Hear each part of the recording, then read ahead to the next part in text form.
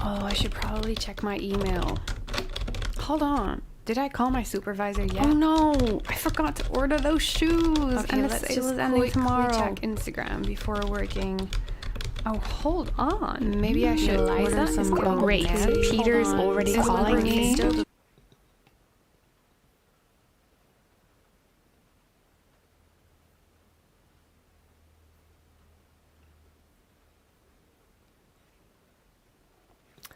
Hi, everyone. That was really pretty much an experience we could all relate to over the last year or so. It was a difficult time for students, faculty, universities all around the world. And in-person lessons had to be moved online in a matter of weeks, even days. Faculty, students had to learn how to grapple with new technologies, routines were upended. And as vaccines are rolled out in more countries, we'll see more face-to-face teaching.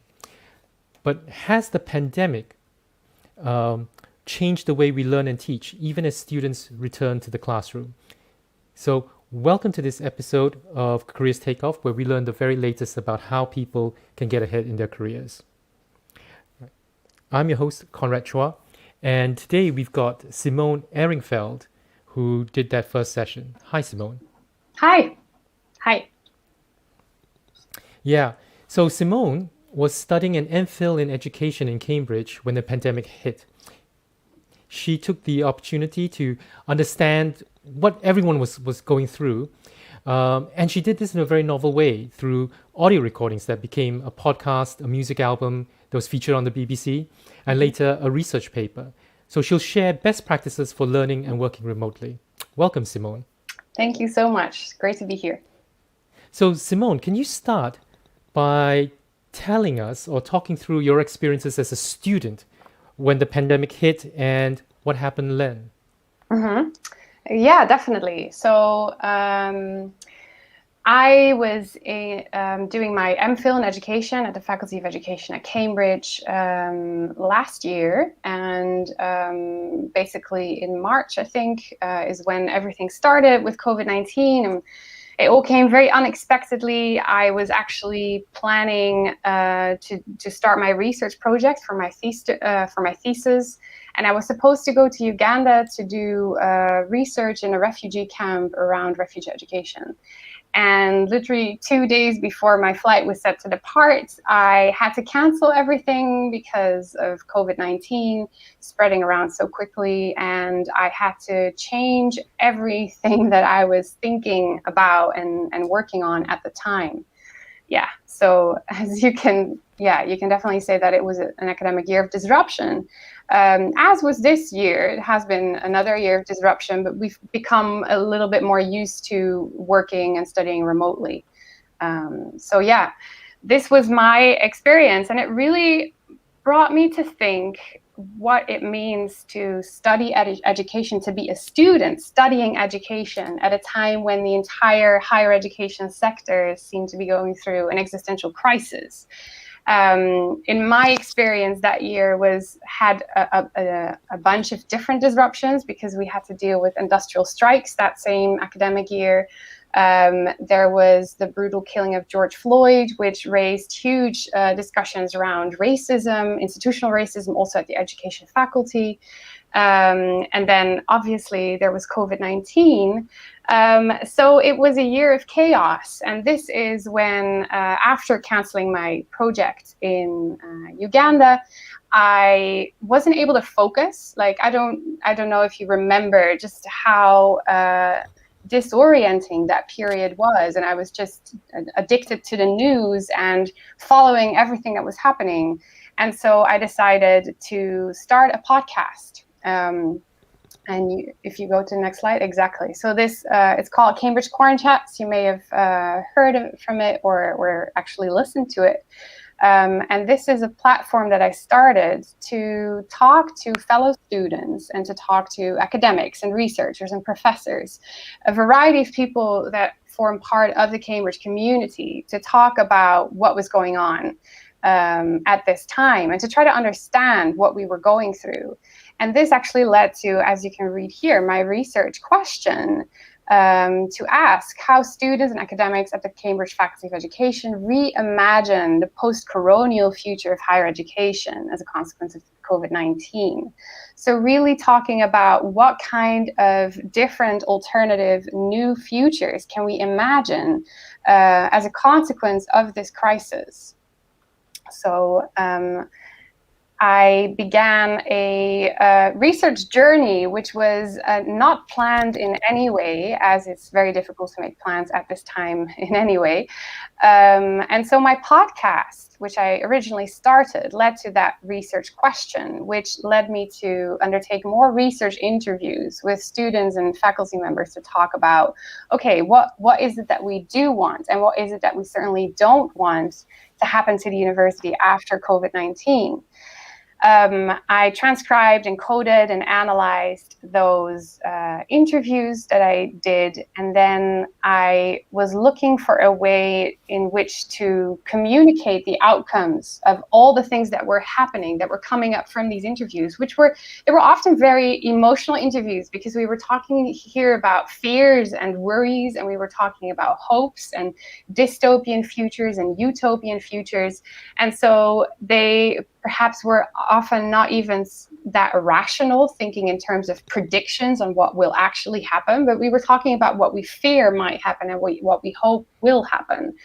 And so I decided to write poetry with the expressions that faculty and students used in those interviews. And I wrote data poetry as a very creative way to analyze what came out. And then as a final step, after handing in my thesis as such, I created a spoken word album in which I presented these research results, but not through the publication of a journal article, which I've also done. But I was looking for a way in which to use spoken word, because after all, it all started with that podcast, and to reach different audiences, including non-academic audiences, and to really try to convey the emotion behind everything that we have gone through at the university, and with regards to our ideas and our hopes and fears for the future. And so this all led to the creation of this spoken word music album, which is, I believe, the first music album to be fully data driven.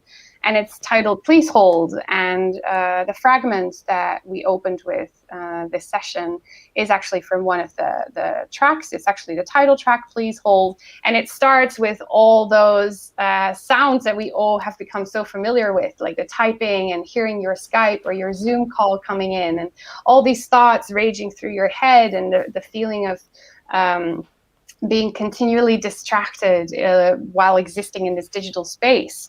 And yeah, so this is my music album, and we'll listen to a few more fragments later on. And it is a representation of the things that we miss. So what do we feel nostalgic for from before COVID-19 started? It is about this awkward, strange way of existing online, and all of the weird, strange experiences that we've had on Zoom. It's about the dystopian futures. A lot of people were thinking about virtual reality and things no longer being real, education no longer being real, because we've moved everything online, and we've become reduced to talking heads on like little television boxes on your Zoom. And it is also about the things that we would want to change. So what is the kind of future that we do want to construct? Yeah. Exactly. So this is some of the things that I already talked about. If you go through to the previous slide, yes, exactly. So dystopian imagination, some of the things that people came up with really resembled Black Mirror scenes, really, the kind of things that you see in that series. So talking about disembodiment, talking about the loss of community, talking about virtual reality replacing physical reality, becoming dehumanized, education becoming increasingly commodified, where even small experiences like becoming part of a student society or sitting down in a buttery with your friends for a meal can all become commodified and marketized. And then if we go to our utopian imagination, some of the things that came up here are connected to the debates that are already ongoing in higher education. So about embracing different ways of knowing and being, working more with creativity in pedagogies and in doing research.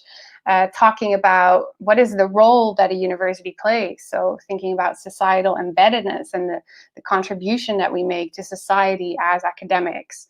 We're talking about interdisciplinarity, further collaborations, increasing open access to knowledge, working towards strengthening inclusivity and accessibility, affordability. So these are really some of the key themes that emerge from all the interviews that I had, and that are also very much embedded in the spoken word album, Please Hold. And so we'll talk about this in more depth for sure, but I wanted to just point out what I think is one of the key takeaways that I have made from this research, which is that we're moving towards blended learning, or at least this is what a lot of people want to. So including both faculty members, teaching staff, as well as students, really found it quite beneficial to have enhanced flexibility and to be able to choose whether to attend classes or teach classes online or in person. And so this is definitely something to keep in mind, is how we can how we can blend this and how to create a new balance and retain this sense of flexibility and freedom. So this is to point out that I would have never done this research and these projects, this podcast and this album, had this crisis not happened, because it really forced me and inspired me and encouraged me to do things differently and to think differently about how to do research, how to be a student, what that actually means, how I study, how I like to, what kind of habits that I appreciate around my studies, around my work. And I'm currently hoping to inspire others to retain this feeling of creativity and to do research differently and to teach differently, even as we move back to a lot more in-person education. And so this is some of the work that I've been doing, teaching workshops, facilitating all kinds of exchanges with students to think about how art and poetry and music can become a part of this journey. And another thing that this has led to for me has been my company that I started, EduCoaching. Because so many students were struggling with the consequences of this shift to online learning and suddenly being at home all the time, and you have to change a lot of the ways in which you used to study. And so I started helping students who were in need of some guidance on how to go about planning their time while studying from home, how to manage their well-being, and now that we are spending so much more time online, how to cope with feeling disconnected from social contacts, peers, teachers, and also the sense that a lot of people have had, including myself, which is a sense of disembodiment as we are spending so much time online and we are continually staring at a screen and using a lot of our vision, but we really kind of forget that we are a full body and we're less physically engaged, and it can feel like we're only brains on sticks, whereas obviously we're not. And actually the body is super important when it comes to the ways in which we learn, especially in group contexts in classrooms. And so this was another initiative to do that. As you can see here, some of the key themes that I've been focusing on with students has been new forms of socialization, how to increase your sense of embodiment even online, and how to manage distractions, how to cope with increasing screen time and all of that stuff. Yeah. So I think, this is just something where this is a list of places where you can find the album. So it's on Spotify, YouTube, iTunes, Deezer, many different places. And obviously, you can, these are some ways you can contact me, but I'm sure that we'll put those in the chat as well. Yeah. Great. Thanks very much, Simone. Just a reminder to everybody, if you got any questions or comments for Simone, please put them in the comments, whether you're watching on YouTube, LinkedIn, or Facebook.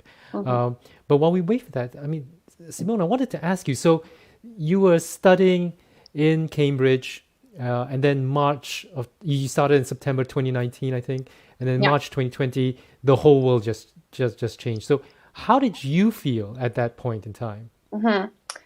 I mean, I was in denial first. I mean, we've become so used to this now, right? Because we've been living in a situation for over a year, but I really just couldn't quite grasp the how large this crisis was and how global. I mean, this is clearly an effect of globalization. Things spread super quickly, and I just was in denial at first, and then I felt angry because, I mean, it's had a lot of consequences for my studies at Cambridge, for my research, for everything that I've been planning. And then I felt sad. Obviously, I had to cancel. But then after I sort of went through those stages, I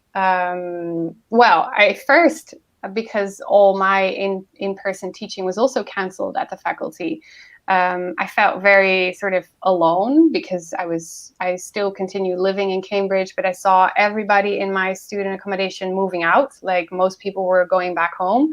I wasn't going back home. And so this was a very weird situation where I felt like I was left behind.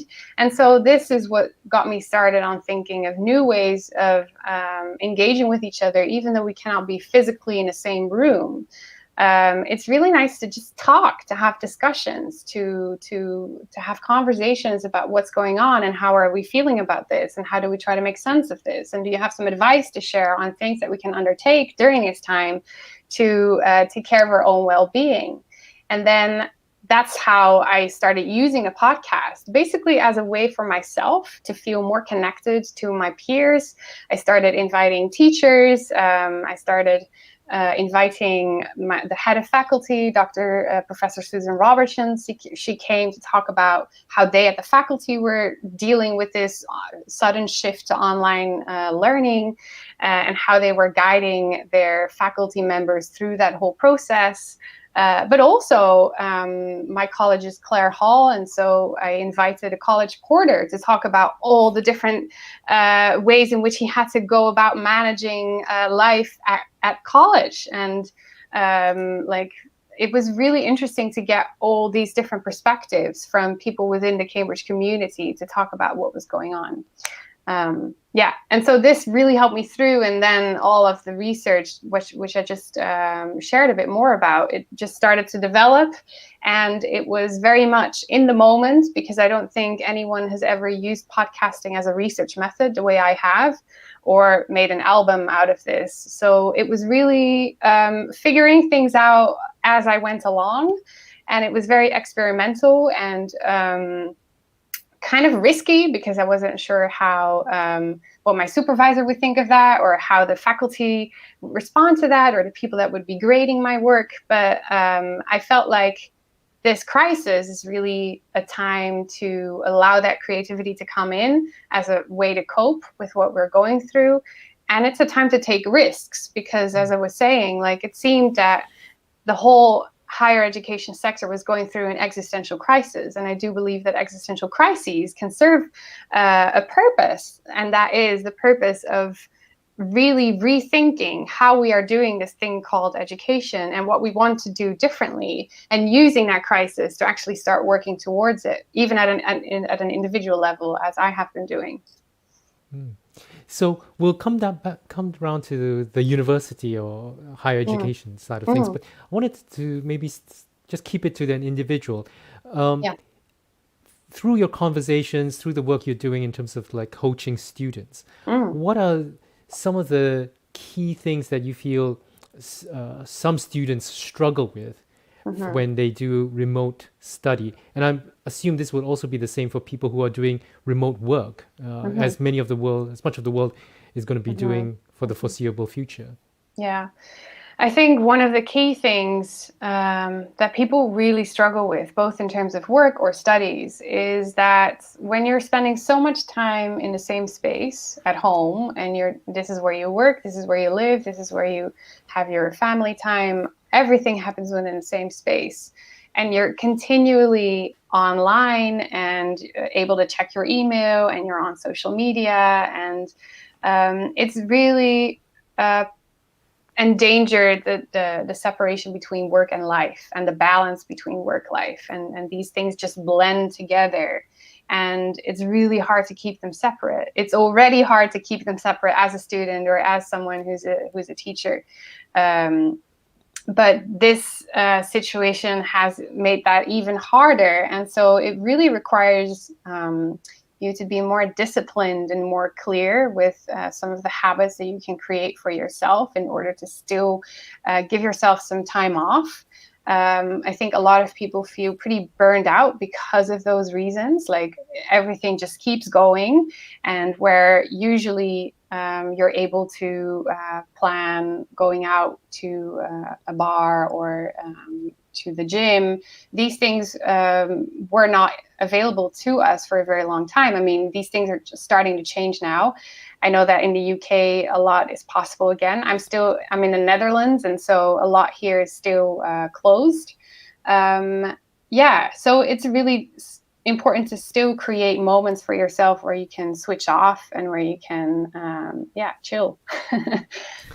Yeah. We had someone who does presentation coaching on a previous episode, and one of the questions I always I asked him was really, this thing about it's really difficult when we have online meetings, knowing where to look actually, because we've been trained or we've been drilled into our heads that we should maintain eye contact with someone when we speak to them. But actually, like right now, you are on my laptop screen somewhere here, and the camera's up there, and and then next to the camera is a screen that shows myself. So it's just really quite. I mean, this thing about discipline at a very micro level becomes quite taxing. Thinking about these things that came naturally, right? In-person interaction.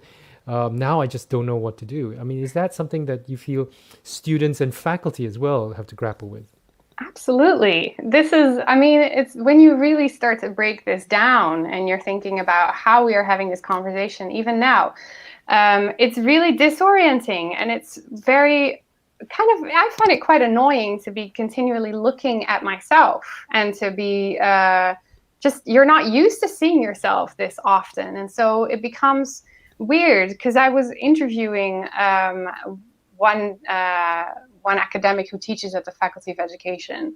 And he was like, Simone, after 8 hours of teaching on Zoom, I just have these weird out-of-body experiences where I feel so disembodied and so disconnected from who I am, this person that's sitting here. And I look at myself in that little box that I see, and I feel like, wow, that's everything that's left of me. I'm just a talking head stuck in a box. It's really dehumanizing. And with the eye contact, this is so important. We're so used to having this in order to conduct conversations. And so I had another online meeting with the person who runs the communications at the education faculty, Tom Kirk. And he had done so much media training that he had taught himself how to look straight into the webcam while talking to me. So I started doing the same thing. It feels very strange at first, but as I'm coaching a lot of people online, I've started practicing with looking at the webcam rather than to the person that I'm talking to. These are all very weird experiences that are very interesting once you start to break them down. Yeah. Yeah, I think in one of your songs or something, you talk about Max Headroom, Yes. right? Which I don't know how old the people here are watching this who know Max Headroom. Actually, it's probably, if you're too old, you wouldn't know Max Headroom. If you're too young, you don't know them either. But I wanted to just play this one segment, and Simone, tell me if you can hear this. Makes me shy. I don't know what to look anymore when we cannot look into each other's eyes. Our bodies and our brains are freaking out, unable to make sense of what they're looking at on the screen. It makes me feel a little uncomfortable. So, Simone, I mean, right now at the moment, touch wood, we're blessed with pretty good connection. So you can hear me, I can hear you, we can see each other pretty well. But that's obviously not the case for many students, especially if they're in a college dorm and there's tons of people all going online at the same time. And that was what happened during the early part of this year, January to March, when the UK was in lockdown. How do you feel, how does this poor, like, let's say, video, audio, broadband quality, how does that affect the sort of educational experience? And how do you advise students to get around that? Yeah, I mean, this is where you really notice that you can only fully participate if you have a really good connection. I struggled with that myself a lot of the time, where you're trying to have Zoom calls, or you're in a classroom and your Wi-Fi is unstable, and suddenly it just kicks you out. And that's when you realize, when Zoom does kick you out, or you've just ended a meeting and you leave, that really you're just in a room alone, and it can feel like it really emphasizes that loneliness, even though you are in a digital space with others. And so it's if you cannot have a really great connection, like a Zoom connection, I would really encourage people to also think about other ways in which to study and to exist in online spaces that don't fully depend on having the best connection. Like there's a lot of things that you can do outside of classes, of course, being in touch with peers to talk through what you're learning about, listening to podcasts that talk about the topics that you are studying, finding other ways to still feel connected to what you are studying, to your teachers, to your fellow classmates, in order to sort of, if you're struggling with a feeling of loneliness, to try to overcome that. And I guess the other thing is that at least here in the business school, when we have lectures, we do record them. So if your Wi-Fi is unreliable at the point of the lecture, you can always get the recording, listen to it afterwards. But I guess that would favor people who are quite audio learners, right? Whereas there are others who prefer to be more visual. But I think before we go on to, let's say, on the sort of university side of things, right? Just a reminder, if people have questions, just pop them in the comments. But I also wanted to ask you, on faculty, we always talk about students having a tough time, but faculty, I think, also struggle when they do teaching, and especially online. So there are all these norms that have been established about teaching in a classroom, right? You have to sit down, you have to be on time, sit there, preferably pay attention, right? But when it comes to online, we're still figuring out what are these norms, right? And we ask students to, let's say, for example, if they're on Zoom, to turn their cameras on. But as you said, that can be quite difficult cognitively, and also for some students, if they're in a really cramped flat share, they don't want people to see that their room. Yeah. What would you say as we move towards a world where there's going to be a mix of in-person teaching, maybe some things online. What would the norms of teaching and learning in a classroom, whether in person or virtual, what would some of these norms be? Yeah. I mean, I think it's really important to understand that online teaching is truly very different from in-person teaching. And it's impossible to hold on to the same norms that we usually apply. And so I would suggest that, yeah, it's important to, for instance, respect when people feel uncomfortable having their camera on, because I do know I coach several students who just find it really utterly uncomfortable, and they feel very insecure, and they just fall silent completely. And so there's people who just don't like to do that. And so I think it's a good thing to be somewhat flexible with these things. To try to build trust that students will still do their work even though their cameras might be switched off. I know some teachers actually who ask people to turn off their cameras because they feel it really distracts students from what they're actually engaging with, because everyone's looking at themselves or is looking at how others are, what others are doing, or what their backgrounds are like. And so it can also be actually very distracting to have that visual dimension.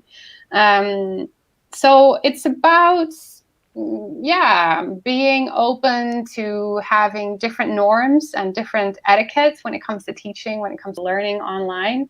And if you are teaching online, there's a very different approach to holding the space, right? Usually, for instance, I was talking to a teacher who usually walks around the room to enhance sort of dynamics and to make sure that when some students are talking a lot and other students aren't, that he moves towards the students who are more silent.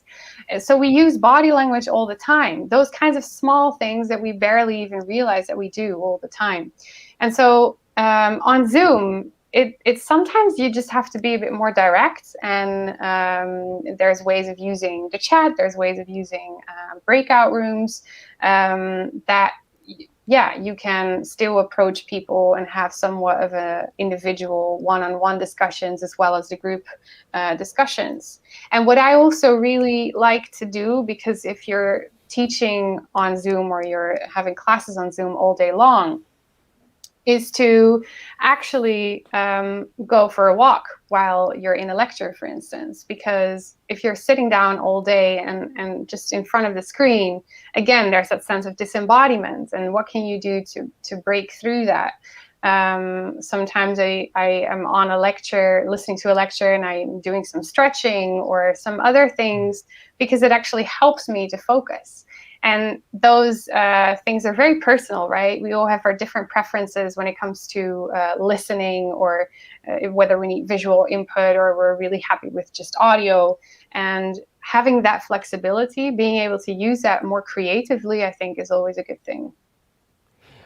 And what do you think, as we move to a world where we're going to be mixing, right?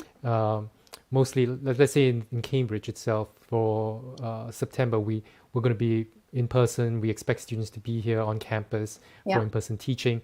But at the same time, I think the experience over the last year has shown that some classes actually work really well online. So getting guest speakers, right, is so much easier, and we've had so much more much more success getting people from around the world to speak to our students, for example. So I think that's one thing that we will definitely want to retain, even as we have in-person teaching. But what's your thoughts on, what works better in person versus what works better online in terms of teaching students? Well, the thing that you mentioned is already a huge one, right? Otherwise, we wouldn't be able to have this live stream, for instance, or online conferences are a huge hit. I really enjoy it because it allows me to go to a lot more events. And I think in general, this points to something that could be of huge use in higher education at the university, is it just makes education more accessible. had conversations with several students who are unable to start their PhD at Cambridge, for instance, because they're not able to live in Cambridge because they have a job somewhere else or they have other family obligations. And having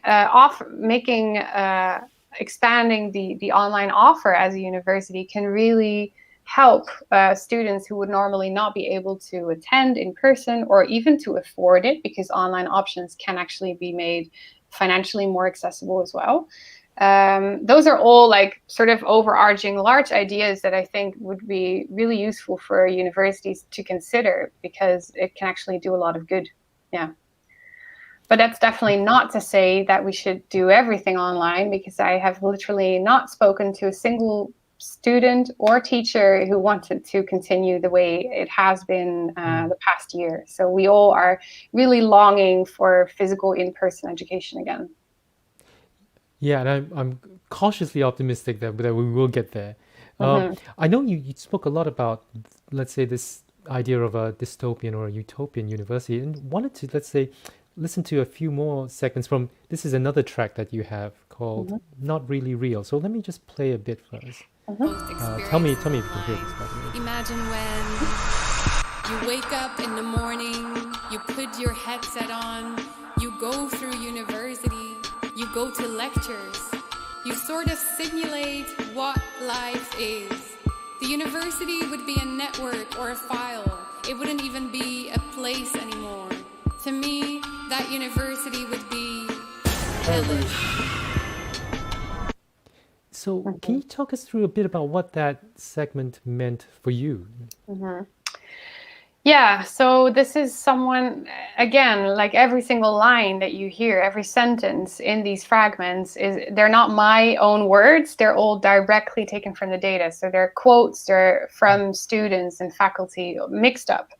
And so here, it's really about what the dystopian university might look like. And for a lot of people, that is a fully online university that is no longer a physical place, but has become a network or a file. So it's this sense of placelessness that really frightens people. And it's literally like attending Cambridge would not be that physical place anymore. It would be like a file you have on your desktop and you click on it and there you are, you're at your university. Or it's literally a Zoom link and you're suddenly at Cambridge. I mean, it is, it's that sense of placelessness that really frightens a lot of people. And this idea that if virtual reality, VR, takes over physical reality, or I also call that corpo reality, so the corporeal sense of existing, if that falls away, everything becomes a simulation of the real thing. And it's no longer real. It's not really real anymore, because the real thing is our corporeality. It's our bodies and existing in the world, being out in the world. And a lot of people have told me, and I agree with that education is something that requires you to be in the world, to learn in groups of people, to be exposed to difference, people from different cultures and languages and ways of thinking. And if you just stay in your own bubble at home, you're no longer exposed to that difference. And it becomes a lot easier to remain stuck in some kind of echo chamber. And so a big part of education is actually leaving your comfort zone and stepping into a classroom with a diversity of people where you can learn from. And I think a lot of people find that really frightening as well, that education becomes a simulation, that life itself becomes a simulation.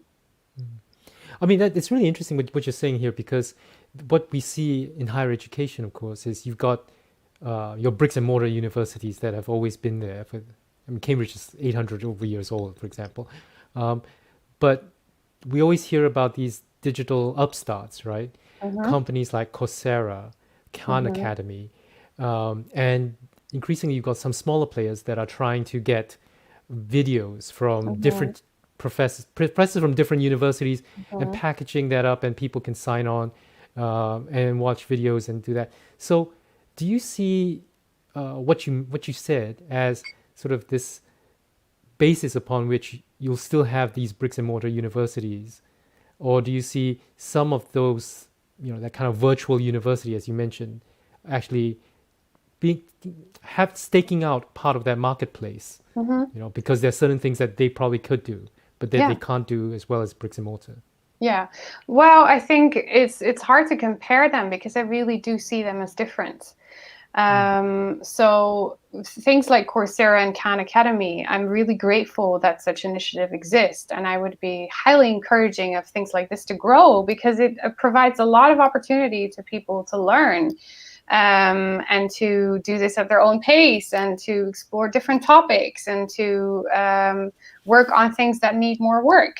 But it's a different experience from when you go to a bricks and mortar university. It is different. And so they each serve their own purpose. And I would be encouraging of a world in which these can coexist, both fully online and fully in person and blended formats, because I would think that, our individual preferences and needs as students are different from person to person, and one format might fit me better and someone else might be better off with a blended format.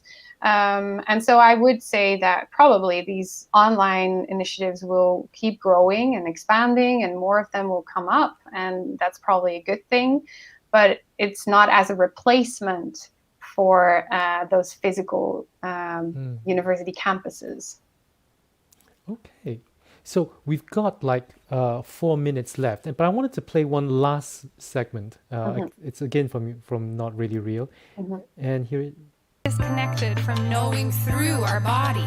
My life is consumed by technology, and having to step away from that and interact with real people in a real space once a week to listen to someone speak, to me, that's truly holy.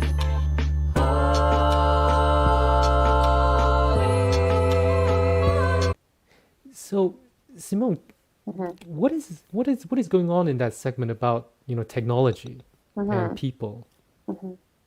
Well, yeah. So this is where some of the research participants were thinking about, as in opposition to what was hellish, which is this dystopian virtual university. What is holy is having the opportunity to go out and to meet with other person face to face. So having that human contact, which is not mediated through a platform or technology, but very simple, basic, one person to the other without any interference from any technology, I think is what reminds people that they're human beings after all, and they're not robots learning online, without that sense of that sense of comfort and connection that can only be experienced really when you're in the same space and you have body language available to you, you have the ambience around you. I think is a huge part of why education is also humanizing us and teaching us to be better human beings. And obviously a lot of that can be done online, but I think the embodied experience is something that's very hard to replace in this way. So, are you someone who is excited by technology, or do you feel a bit anxious about how technology is being used right now in education? Well, I think technology is a tool, and we can decide how we want to use it.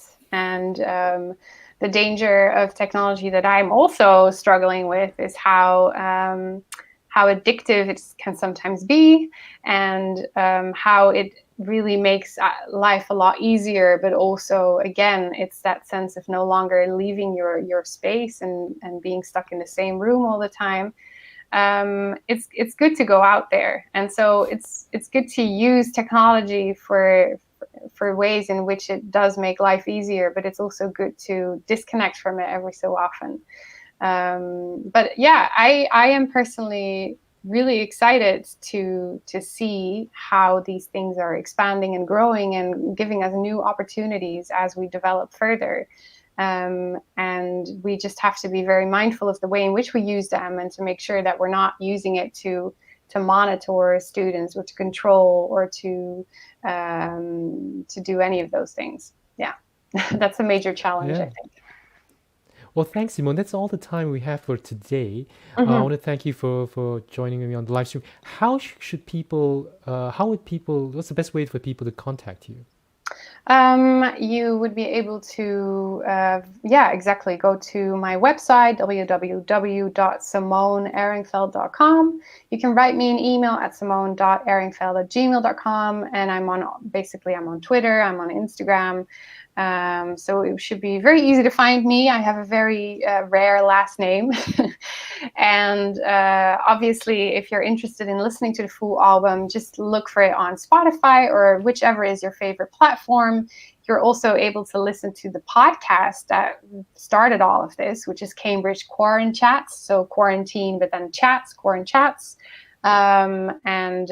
Yeah, please do get in touch with me if you just want to share your listening experience or if you want to ask me some questions. I'm always super happy to hear from you. Well, thank you very much, Simone, and thanks everyone for tuning in. The Careers Takeoff live stream will take a break for summer, but we'll be back in the fall. So stay tuned and we'll let you know what are some of the upcoming episodes. Thank you very much. Great. Thank you.